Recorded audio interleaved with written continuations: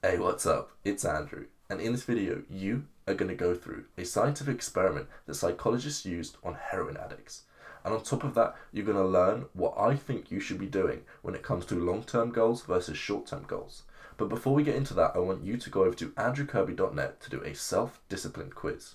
And this will tell you exactly how self-disciplined you are, so you can track your progress over time. So, let's get right into it.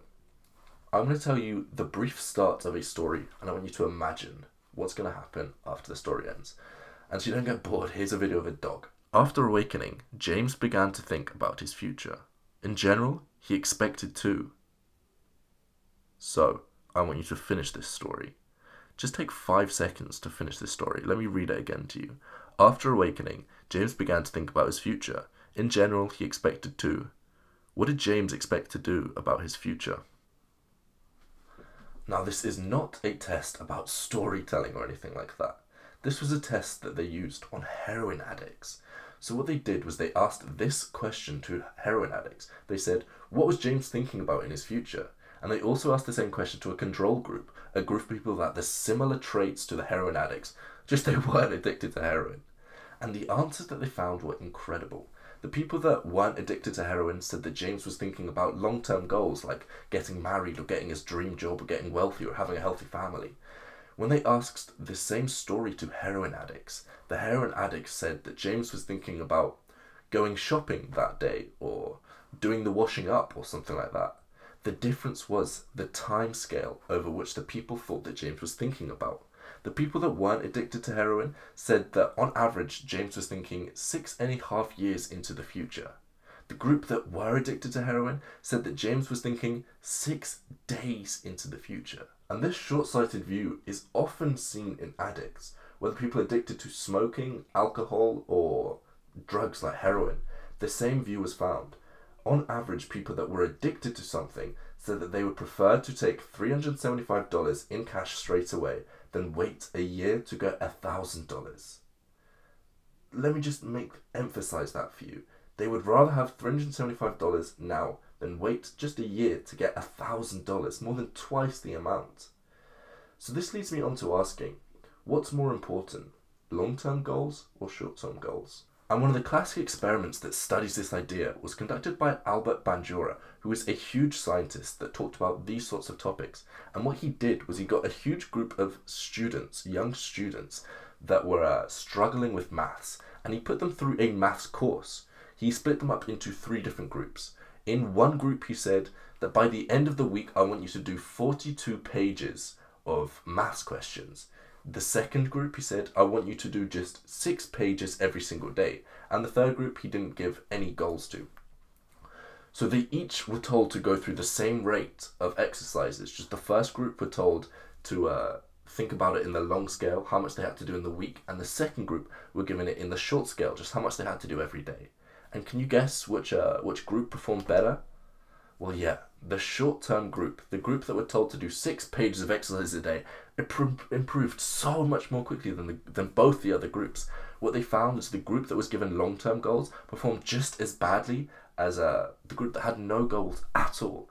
And why was this? Because every single day the group that were achieving their goals became just a little bit more self-confident. They developed the grit that Angela Duckworth talks in her book, Grit, so to get them through the task, to get them through the maths papers every single day. But does that mean that I'm saying that you shouldn't have long-term goals and instead you should focus on short-term goals? Well, no. The research paper that they published this study, published the same study, a different study in the same week that showed the completely contrasting view. And in this second study, they studied high school boys. And what they did was they split these groups up into boys that had lots of very prevalent long-term goals, like becoming successful or having a good family or becoming rich or whatever their long-term goals were, and they split that group up from the group of guys that didn't have these long-term goals. And what they found was having long-term goals was much more effective than having intermediate goals like going on holiday or passing the exam, and having intermediate goals was much more effective than having short-term goals like just getting through this lesson or just revising an hour a day. But why in this case is long-term goals better than short-term goals, when in the previous study, short-term goals were better than long-term goals? And that's because in the study with the high school boys that proved that having long-term goals is more effective than short-term goals, they found that the boys realized that by doing their daily work, there was a huge connection between doing the work and reaching their long-term goals. Whereas in the other study, the math study with the younger students, they didn't recognize that having these huge long-term goals would actually make them improve better on their day-to-day tasks. So, how can you benefit from this? How can you implement this in your life?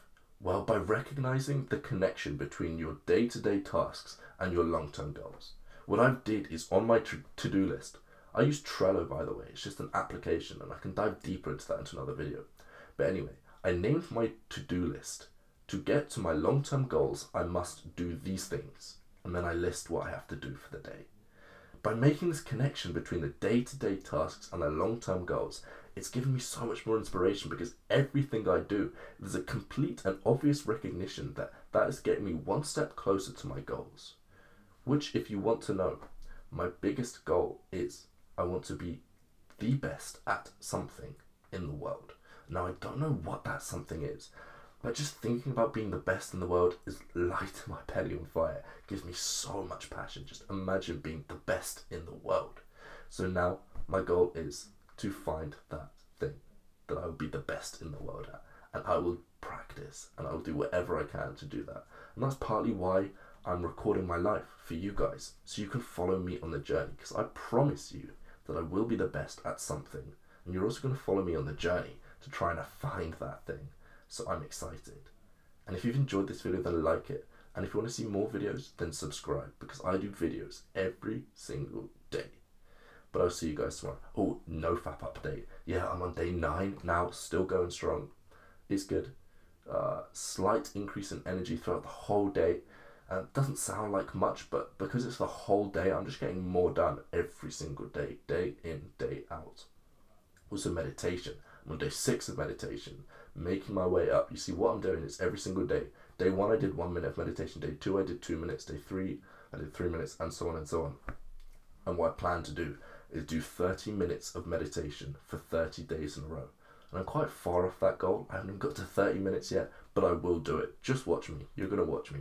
So join me on this journey towards getting self-discipline.